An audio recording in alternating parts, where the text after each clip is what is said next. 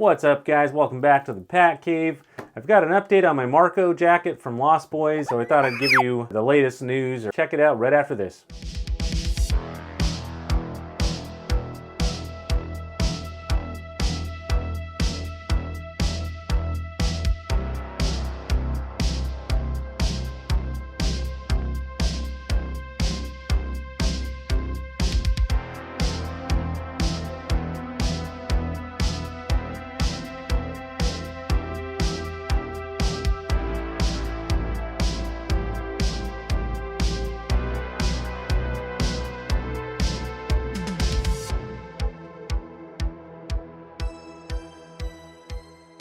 What's up, guys? Welcome back for another video. I thought originally that my last video was going to be, the last one before I did the reveal video for my jacket. And as it turns out, it's been coming together a little slower than I would have liked, mainly because I was waiting for a lot of pieces to come in the mail or things to get done on the patches. And I didn't plan on doing another video before I did the reveal, but I figured for those of you that are interested in like what's been going on with my jacket, I know a few people have asked me, I figured I would put a new video up that kind of shows a few of the things that I've been working on.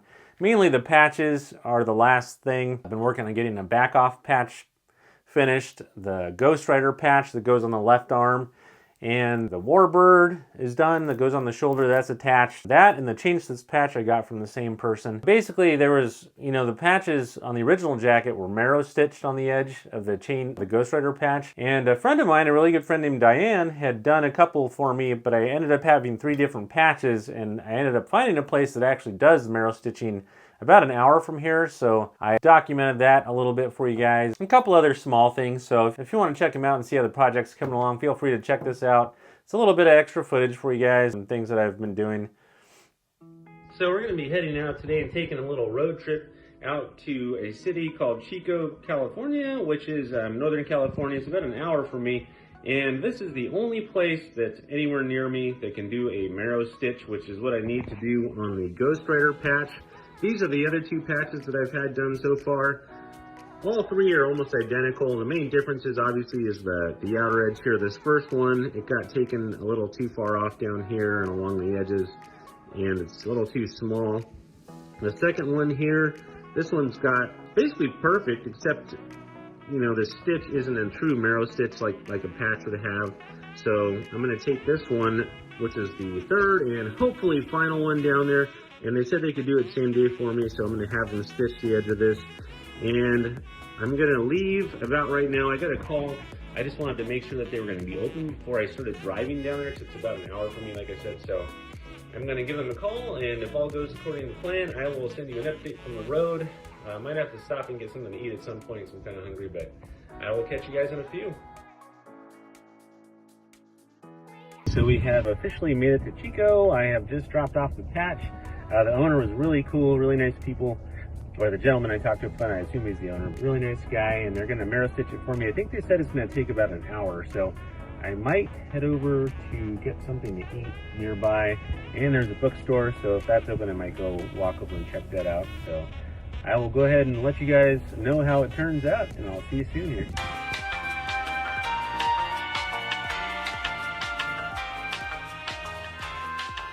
I don't know if I mentioned this earlier, but there is a huge fire.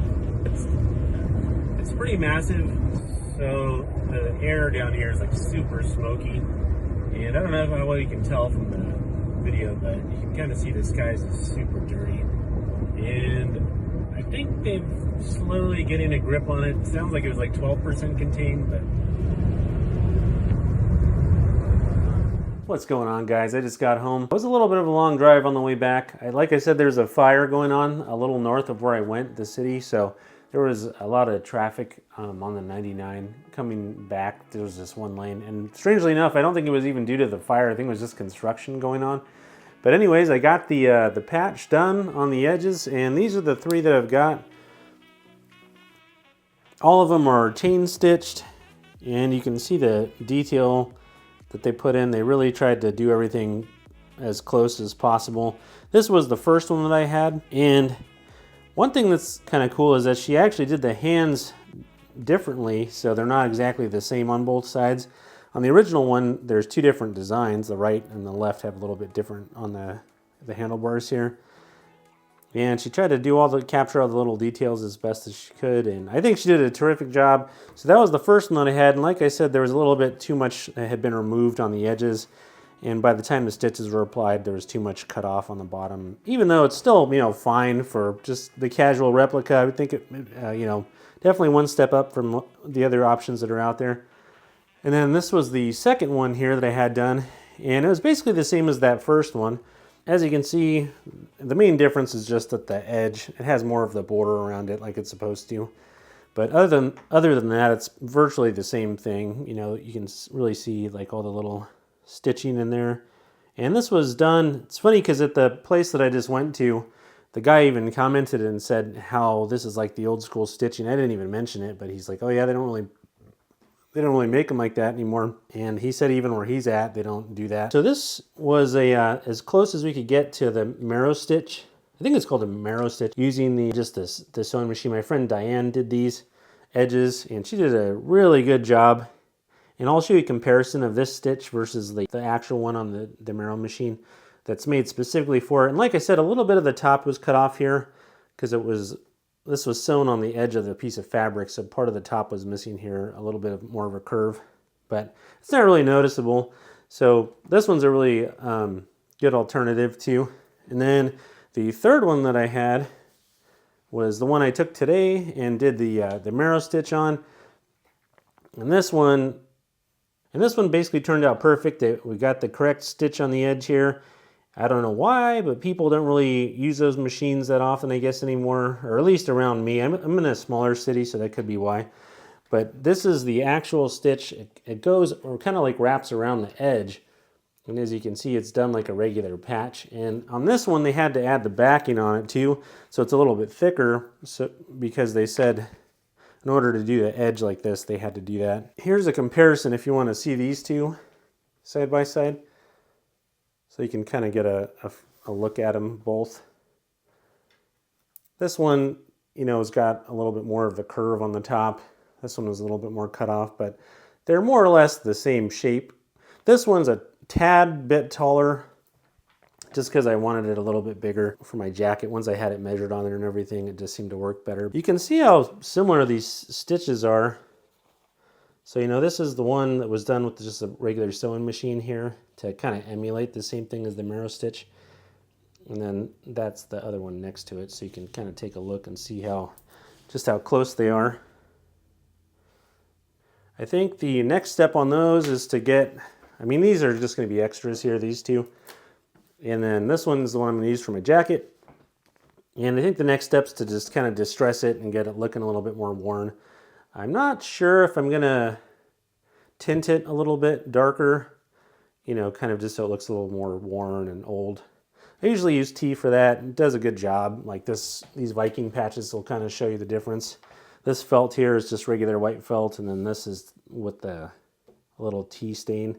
So it's not much different, but it's enough that it looks a little bit older, not quite as new. I've got the lures in, which are awesome. My friend did those, and I guess he had these custom made because this color, more specifically this one, isn't available, which I thought is pretty wild because, I mean, you'd think it'd be a common color combination, but they have like glitter running through them. Those are going to go on the shoulder. And then this is the other one here, the green and yellow, and then he did the little red stripes, I guess. Those, I think, are pretty much the right size. They might be just like a tiny bit too long, but if anything, I'm just going to trim them a little. And then this is the back off patch that I had custom made. And this was done to be the exact same size as the Outlaw patch. So to give you a comparison of a real patch, and this was the replica that I have. Let me open the blinds a little more here. These are them side by side.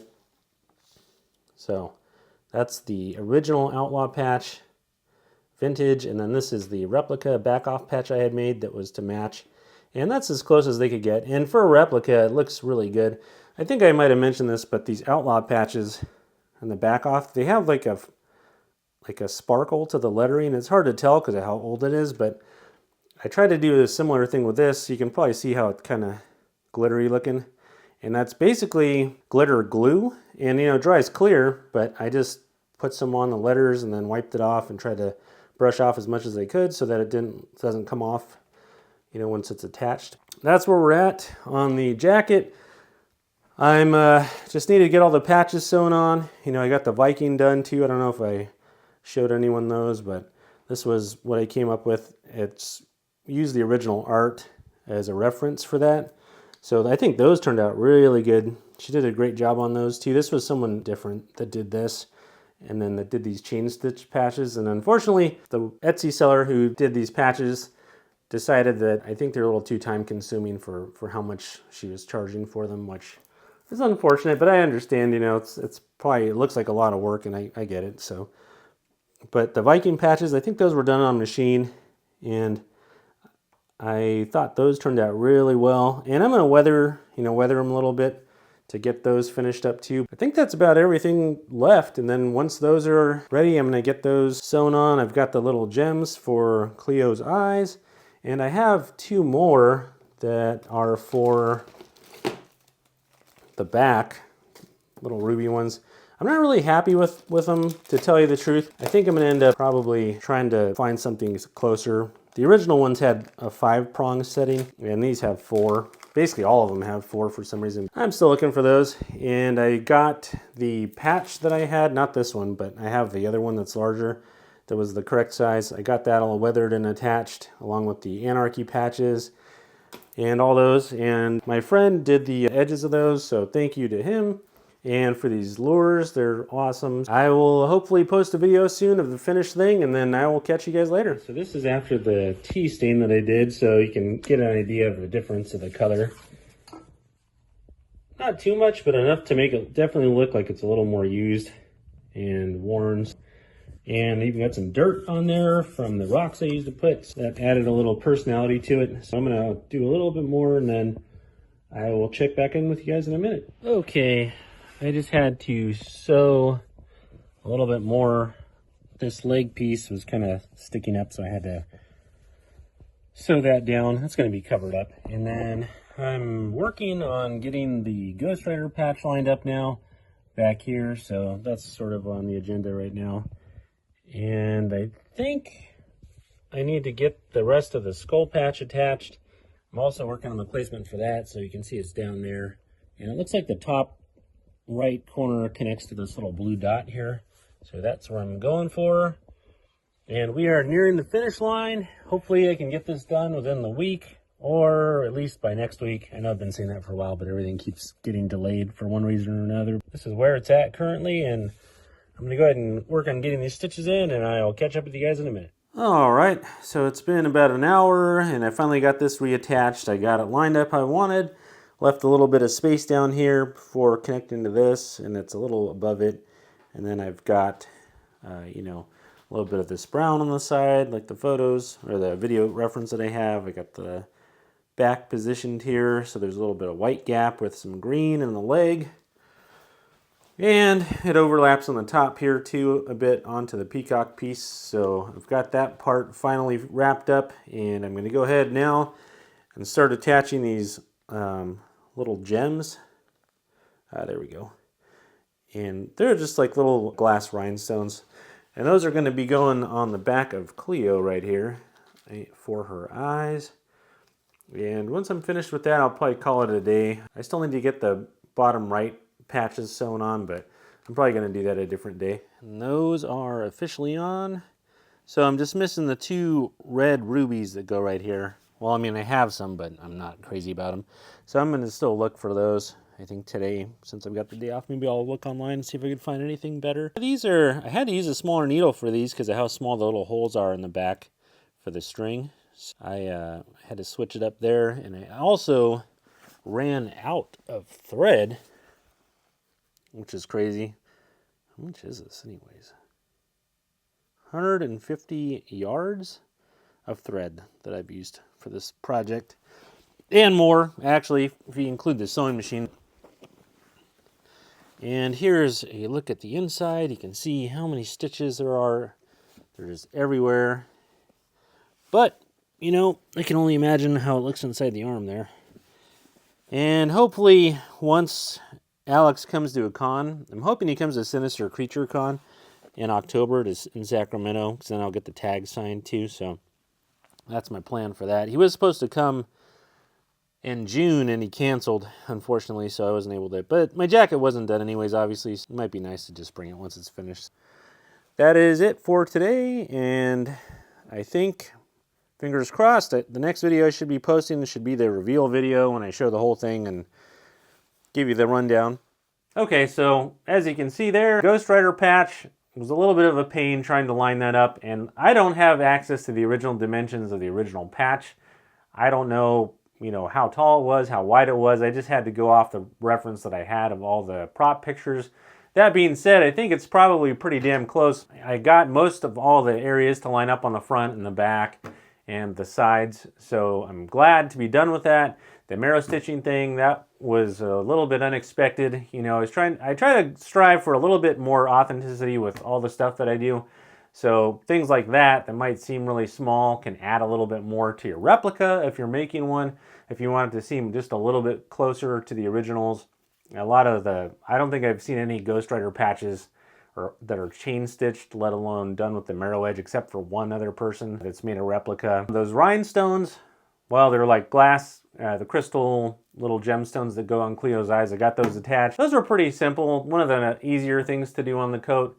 I need to get the red ones, and I think I might have mentioned this, but the original gems had 5 prongs, and the ones that I have 4, and I don't know why, but that might bother me, I feel like if I use the 4-pronged ones. So far, I haven't been able to find, the originals with the 5-prong. I'm guessing they were a pair of earrings maybe back in the 80s. For whatever reason, that seems to be really uncommon. I've seen a lot of 6 and a lot of 4-prong settings, but not 5. I've seen 1 5, and it's not available in this country, evidently. I've had a couple of the Viking patches done in various sizes to try and ascertain the original size, and it's just been a little bit more of a headache than I thought.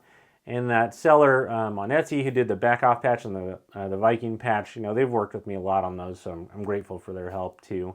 And the chain stitch patches, all the people that have sent me things or helped me out. My friend Diane, who did the stitching on 2 of the Ghost Rider patches for me. Pennywise, who helped me with the gems for the eyes. The lures were from a friend. He did a really good job, had those custom made. And those are the best lures that I've seen thus far. Really, really impressive stuff. Thank you to everybody that's lent a hand in one way or another. I'm saying a prayer that if the last thing I need shows up this week, I can finally get this done. And I'm going to spend a good portion of today trying to find the gems for the eyes. Today's actually my birthday, so I've got the day off. So I'm going to try and find the gems for Cleo's chest area. And other than that, I think that's about it. I think we're nearing the end. I think once everything's attached to the jacket, I'm going to go over it one more time to try and weather it a little bit more and fray certain areas to make it match the screen used jacket as best as possible. I've done a lot of little subtle changes here and there to try and match the movie jacket. So it's almost like a blend of the movie jacket, the screen used one Alex Winter wears, which, as you know, was different. A lot of the placement was different on some of the props, but there's very poor reference for that other than the movie screen captures, and they're usually from far away. You can't see them very well.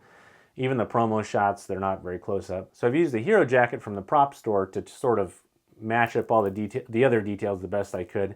There's also the stunt version, which was sold a long time ago. I wasn't as big of a fan of that one. It's a little more trashed. Weathered, quite a bit. I think it was used in the staking scene, so that makes sense. It kind of had blood splatter on it and stuff.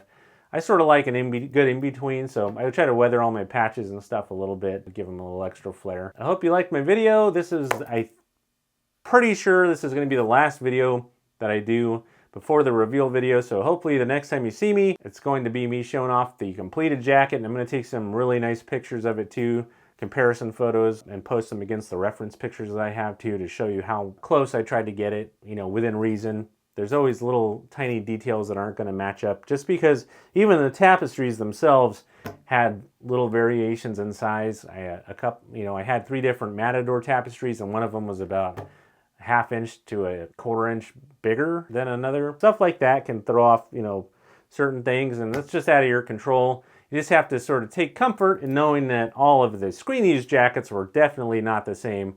There was all little differences here and there. Don't forget to like and subscribe, and I will hopefully catch you soon here for my final video, the reveal video for the Marko jacket, and thanks for watching.